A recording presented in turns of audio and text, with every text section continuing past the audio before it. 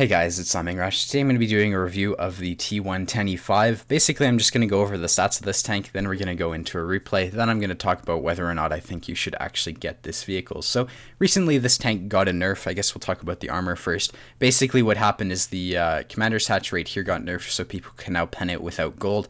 The lower plate, I don't know if it was changed, so basically you have two weak spots right here, one here and one here, and then this bar where my mouse is right now, like the lower section of the lower front plate is actually a weak spot. People will bounce if they aim too high, but that's typical for most heavy tanks. It also got a side armor nerf, so this is like 76 millimeters or something flat on. Basically, if you're in an E5, you can generally pen the side of this vehicle from this type of angle. That's just my opinion. You should shoot the drive wheel. As far as modules go, I don't really know exactly where the ammo rack on this vehicle is, but what you're going to find is the ammo rack is in this general area. It could also be on the other side, but this vehicle will get tracked and ammo racked at the same time. It will also get ammo racked when it gets hit in the lower plate. So that's something I would look up if, modules are a big deal to you. Personally, they're not. I don't really understand why people are so obsessed about them, but, this is a tank review. I have to go over that kind of stuff. So you get a really armored, you also get mobility. So as far as the mobility of this vehicle goes, it's actually really good for a heavy tank. It's a quick tier 10 heavy tank in the sense that, you have to keep in mind it's a heavy tank, but compared to most other heavy tanks, you can go pretty quickly. Shit camo, it's a heavy tank, and it's got 434 meters view range with my current setup. So as far as crew skill goes, I've got Brothers in Arms, 6th Sense, Repairs, Safe Stowage, because I mentioned the ammo rack's pretty bad, Jack of all trades, and Armorer. And the reason I carry both these is for Clan Wars. This is a Clan Wars vehicle, so I've almost lost Clan Wars games where my gun has been damaged and you can't hit shit, so I decided to put Armorer on there. And Jack of all trades, it's just so you can run a fire extinguisher in replace of your med kit just in case you want to carry food. So in a Clan Wars game, for the people who don't play a lot of Clan Wars, you can't carry food unless you're in like a terrible clan. What's going to happen is if you get lit on fire, instantly a tier 10's out of the fight. So there's no reason to carry food in a Clan Wars game. If you want to carry boast, you need to have Jack of all trades on your commander, and you need to put a fire extinguisher in place of your med kit. So you can see that's why I have Jack of all trades right there, just to give me that option. That's pretty much it. As far as equipment goes, basically what I'd suggest doing is V-stab, Vents, Rammer. Vents is sort of like BIA. It increases your accuracy, view range, decreases your reload, etc., etc. Rammer obviously decreases your reload, and V-stab allows you to shoot on the move better. So that's just my experience. If you're going to play this tank in Clan Wars, this is my loadout. You don't want to carry 100% heat in Clan Wars because when you're shooting at tanks like a bat shot, a lot of the times the heat shell will just get absorbed, but I mean, considering I'm using as a bat shot as an example, you're probably just going to bounce it anyways. So, yeah, that's pretty much it. Let's go take a look at the replays I've got. Alrighty, so a lot of people were asking me how to play Pilsen in heavy tanks and from the northern spawn, so let this serve as the 1, 2, 3 line guide to Pilsen as well. So basically what you're going to want to do on this map, if you're in a heavy tank, specifically the E5, is go up to E2-ish and just sort of brawl it out. I mean, there's not a lot of depth to heavy tank play. You just sort of drive forward and shoot stuff, and if it's unsafe, you try to run away. I mean, sometimes heavy tanks can't, but that's how you play heavies. So if you look at their lineup, they've got a lot of mediums. You can see that where their team is deploying. I mean, they've got 5 tanks on the 0 line already. When I'm playing this side of the map, I'd expect the VKB, E4, E5, and that's pretty much it on this side of the map, simply because they're heavy tanks. Heavy tanks go to the city. So you're going to see me side scraping here. This tank, a lot of people say it can't side scrape, but if you side scrape at a really good angle, it's very easy to. You can see the VK shows me his side, so I'm just going to put a shot into him, and I roll for 381 damage. Right here, you're going to see, but to my right is an M46KR, behind me is a Type 4 Heavy. I'm not being aggressive. A lot of people will be aggressive way too early because they think, oh gosh, I'm in a heavy tank and it's overpowered, just drive forward and shoot stuff. Like I said, you can do that, but you also have to rein yourself in a bit. There's a balance between being YOLO and being just aggressive enough, and right now I'm maintaining that balance by not YOLOing forward. The Type 4 Heavy, on the other hand, is YOLOing forward. Finally, we're both here, so we're sort of able to push in. The reality is it's probably not the greatest play because I'd expect a ton of tanks to be back there. The Type 4 Heavy doesn't spot anyone on the left side, so I cross. I'm trying to help out this LTTB to my right. So as I drive forward, you can see the E5's getting shot by Artie and stuff. I managed to hit this pole here. I'm absolutely stunning at driving. Uh, imagine how good I am with my car. And there's an E100. So here's that E100 that I expected. Here you're going to see me. I've got a lot of shots on his lower plate right here. I'm just going to try to shoot for his lower plate. A lot of the shots go high. That was a bad shot there. I should have, accounted for his tank dipping down. But you're going to see the next shot also goes high. 0.31 accuracy is absolutely amazing. Sorry, the next shot. I've already watched this replay, I promise. And so, we're just going to shoot this guy. I'm moving because I don't want him to hit my commander's hatch. That's something you have to be careful with this tank. If you can choose a position that hides your commander's hatch, that's absolutely perfect. But in this position, I don't. So I'm just driving forwards, trying to put shots into this guy's lower plate with my amazing 0.31 accuracy. Now I'm going to pause this for 1 sec. If you take a look at this situation, you're going to notice I've got 3 tanks in front of me, and what a lot of people wouldn't have noticed is the full HP E4 behind me. Now, I've got a Type 4 Heavy who's ideally suppressing that E4, but I don't really trust him to. I mean, when you rely on teammates, typically things don't work out in my experience. So what I want to do is I want to push forward. I want to kill this E4, the E5, the E100, and the RHM, so I can turn around and deal with the E4 who I'm expecting to flank me anytime now. So you're going to see me doing that. I'm just trying to kill this E5 as quickly as I can. I put heat into his commander's hatch. Didn't need heat there, but I had it loaded for the E100, and he bounces AP. I'm switching to AP as well because really you don't need a heat to pen an E5, and we're just going to drive forward. I want to kill this guy. Now, one thing I also want to point out is they have an RHM. He's at G1. He looked like he's running away, but you're going to see I'm looking at the corner where I expected him to appear. Obviously, he is running away now, so I don't have to worry about it, but I actually expected him to appear to my right. Because the RHM isn't threatening me, I'm just going to turn around. I want to help out this Type 4 Heavy with this E4. It's not actually going to work out. I just assumed he was fighting this E4 here, but I drive forward and take the hit. Fucking genius play of me. 400 for 750. Good trade, Lemming.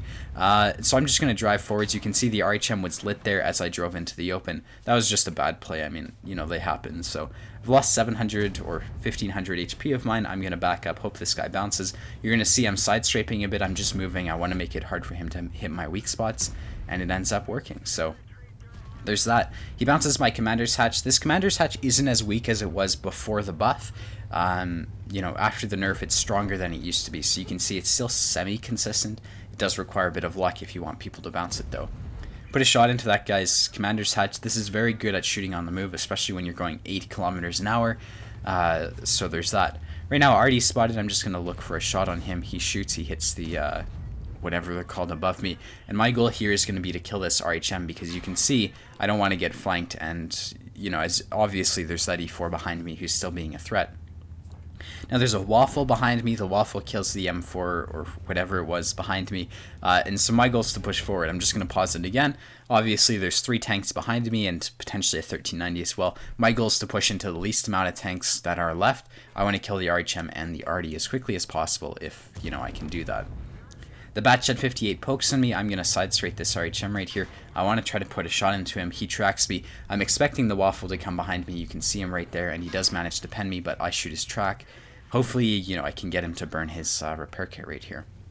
Now, this is an interesting topic because a lot of the times I say HE is an absolutely terrible shell and not to shoot it. You're going to see me load HE right here, and the reason for that is I need the RHM to die here. In most situations, I love to shoot AP at these type of tanks because it doesn't bounce off their gun or whatever. But, I need one of these guys to die because I don't want to be in a crossfire, so I'm loading HE. I need to try to kill this RHM if I can. So what I'm doing right here is I'm pointing my gun. You're going to see this. I'm pointing my gun towards the waffle. This is because I want to bait the RHM out. I'm still looking at him, obviously, but I want the RHM to poke. You're going to see he's going to do that. I'm able to put an HE shell into his turret, and that finishes him off. Now, here comes an example of why I don't recommend shooting at HE at these tanks. You're going to see if this shot had penned, we probably would have won the game, and you're going to see that right here. So I'm going to back up. I've got HE loaded. I want it to pen the waffle, and it hits his gun. So if that was HE, it would have gone in. If that was heat, it would have bounced, but that's just my experience. Like, HE isn't a consistent round, and when you're shooting at waffles, unless you need to be lucky, I don't recommend shooting it. There's the E4. I expected him to be coming up the middle because, obviously it makes sense for him to try to flank me, finish him off. And now it's just me and a bat shot against the waffle and a 1390. So realistically, I'd expect us to win this scenario. I'm a one-shot for the waffle, but I mean, I've got a Batshot with me. I didn't expect the Batshot to manage to die to a third. Like, he was just in the middle. He could have been spotting that, but that doesn't happen. The Waffle appears to my left. I try to put a shot into him. He kills me with HE, and I set him on fire to get the Top Gun. So I don't understand how the Batshot died. I think if he had just sort of like played it safe and hit up J5 or whatever, we would have been able to win, but I don't know. Shit happens, I guess. Let's go take a look at the end plates and then on to the next. Alrighty, so in this replay, I basically just drove into the city. I used the safe route here. One thing that I didn't mention in the replay that I think I should have is you always want to take the short route when going into the city. A lot of times heavy tanks will try to like drive through here to get into the city, or they'll go even through here. That doesn't work because Jagdpanzer E100s and E100s and E4s will just sit up on this corner and hit you for half your hit points before the game even starts. So never take the short route, always go the safe route on this map unless you're in like a Batshot or something and you've decided to play the city. Once you're there, what you're going to want to do, or typically what I'll do, is I'll just side scrape this corner and brawl the people in the city. In this case, they didn't really have anything, so I drove to the one line where the majority of their heavies were, and I just brawled those guys instead. So a lot of heavy tanks isn't set in stone. Like, you have options on this map. You can either go to here, or you can go to here. You can just push through the middle. Because they didn't have anything on the 4 line that realistically was like a huge threat of coming behind me and whatnot, I was able to play the 1 line. You need to keep that in mind. If you choose to play the 4 line, they can't have a lot of stuff here that can come behind you and flank you. Same for the middle. If you want to try to push somewhere, you can't have people coming, you know, flanking you like this E4 almost did. But because we had the Type 4 heavy there, it was an okay play. Now that's just something to keep in mind. Once that's done, I mean, realistically, there's not a whole lot that, like, once you've cleared out the city, you can either go back to base. In this replay, nothing really happened, but, you know, this is just my guide to playing heavies. A lot of heavy tanks can't be taught. It's just, like, making decisions in the moment and making things work, because a lot of it's just, like, reflex gameplay, if that makes sense. So hopefully my replay was able to demonstrate how I'd suggest playing this map, and the overview is sort of, you know, cleared everything up, but, you know, a lot of heavy tanks, it's sort of difficult to teach heavies. So that's just my opinion. Let's go on to the end plates, and then we'll go see the next replay. Alrighty, so as you can see, that was a mastery badge on a loss, 110,000 credits, 1902 XP, 1268 base experience, high caliber Top Gun, 4.3k damage blocked, 6,000 damage total, and 6 kills. So 24 shots, etc, etc. I mean, just pause the video if you want to see this information. Let's go look at the next game, and yeah, then we'll get on with the conclusion. Alrighty, so here we are on Live Oaks. It's a standard game. Typically, what you're going to expect on Live Oaks is heavies to go to the A1, B1, A2 corner of the map. Mediums will play the south railroad tracks. Now, they had an arty, so I chose not to go south. But another reason I chose not to go south is they had 2 Batshots and they have 4 tier 10 heavies. Now, if you're the type of player who likes to have damage and have an impact on the game, you're going to want to go to where the majority of the enemy team is going to be. In this case, when they have 2 Batshots and an arty, I don't really want to be playing the south, so I chose to go to where all their hit points would be and probably give me the biggest impact on the outcome of this battle. So what I'm expecting or hoping to happen is I'm expecting us to win the A1 corner. I'm expecting us to be able to kill their E100, IS4, and Mouse, and E75, given our lineup is fairly equal, and, you know, I'm an above average player, so I can make that prediction. In the sense that, you know, if they're all average players, I'm going to get, and we have all average players, I'm going to give us an edge. And then I see, you know, their 2 Batshots and their Batshot arty, I sort of expect us to lose the south. So I'm pushing into the city aggressively. I was pretty pissed off when I was playing this game, so you're going to see some aggressive plays that probably didn't make sense. But, you know, it is what it is. Basically, what's going to happen is I'm just going to play this corner. There's going to be an E4 that's going to poke onto me in a line that I've never seen. But right now what I'm doing is I'm waiting for my teammates to get into this fight. When, you know, players are angry, or you can see right there, he managed to shoot through the building or whatever, but actually it's behind this tree that he shot me through. One thing I want to mention, when you're in a quick heavy tank like this, it's very easy to overextend, so you're going to have to be doing a lot of waiting sometimes. You're going to see I've been waiting for a big German heavies to get into the fight. Now that they're here, and considering, you know, the previous games where I was pretty mad and whatnot, I just decided to cross. Now, normally I wouldn't suggest doing this.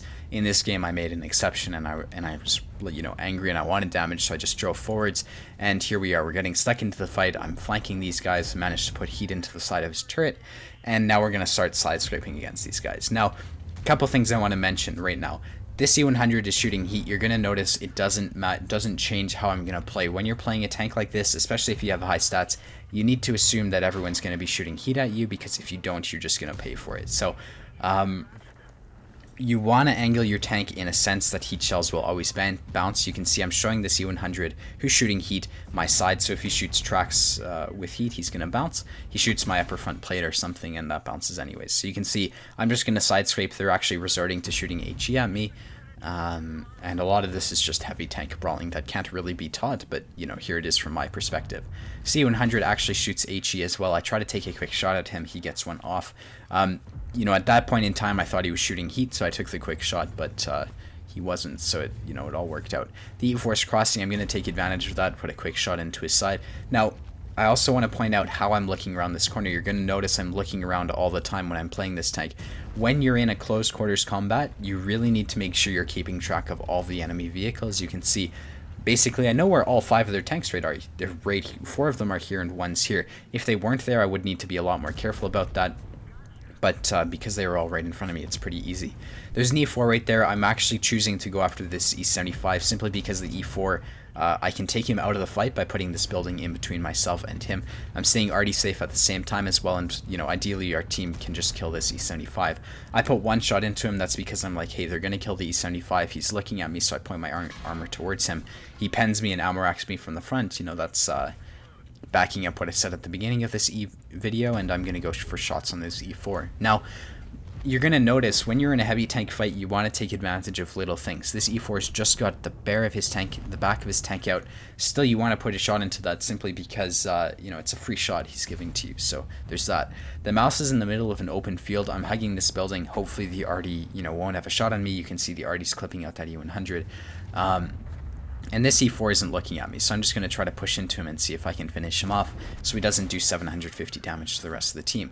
Now, I want to point out 2 things. As I was going after this E4, I was sort of trying to side scrape off this building here. It wasn't perfect, but the U100 did manage to shoot my track here. You can see I've got 5k damage blocked, 4k damage done so far. Right now I'm just driving forwards. You're going to see I'm going to go after this mouse. I don't really want him to back off. I bounce heat off of him. 0.31 accuracy for the win, I guess. Now I'm just going to drive forward. You're going to see I'm going to use the cover available to me. They're not going to be able to shoot down this mouse like they could the houses. So I'm just going to use him to isolate that RHM, and now I can just sort of, you know, focus on this mouse right here. Managed to track him. You're going to see I'm just continuing to use this U100. Hopefully he can give me arty cover or whatever as well, and now we're going to look for this RHM right here. So I'm using the U100 for hull down cover. I see the RHM. He fires, so I'm just going to drive. You're going to notice, if you look at our map, they've actually pushed the 0 line all the way through. A lot happened there, so I wasn't watching the map while I was doing that brawl, but obviously you want to check the map as often as possible. You can see when you do that, you're able to make informed decisions about the game. Now, one thing I want to cover is they have a batchat arty, and typically what you can expect with mobile arty, especially when they're at risk of dying, is they're going to move around the map. So they have the 0 line, and typically arty will sit up at cave 1. Now what you're going to notice is from the way I'm playing is that I'm expecting the arty to actually be at K0. Typically you can expect that when they've got an M53 or any other French arty, they're going to move around the map when they get the opportunity to. So you're going to see right here I'm just using this building. A lot of people would say, oh, you're going to get clicked. No, I'm using actually this building as arty cover because I expect him to be at K0, J0. So just to point that out.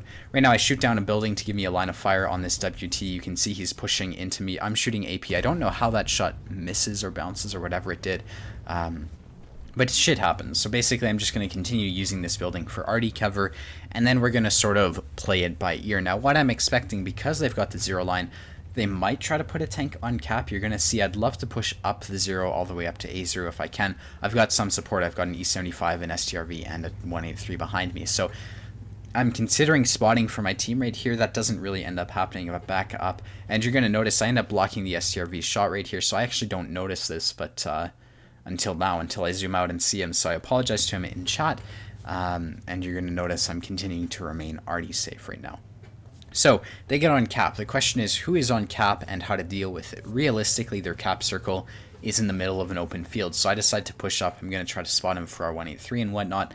I get lit right here, and I think that triggers their bat shot to get off cap. So you're going to see I'm going to spot a bat shot right here, and I think it's that bat shot who's on cap. So right now arty's shooting at me. I'm going to back off because I don't want to get clicked again. You're going to see I'm just going to use this building for cover. Arty is where I predicted him to be, and there's a 471 HP bat shot. So what I'm going to do is I'm just going to push into this guy. Artie's really pressuring me right here. I don't want to get clicked another 3 times and lose the game. There's an M46 KR. I'm not even going to stop for him because I don't want to get Artied. And it looks like it might have been the Chieftain on cap. Realistically, it doesn't really matter. So I'm just going to drive forwards. I'm going to look for shots on people. I managed to bounce the rear of that bad shot. Artie misses, and we're just going to continue to drive forward. I want to kill this, like, the first bad shot behind the barn here if I can. So you're going to see me try to do that right here.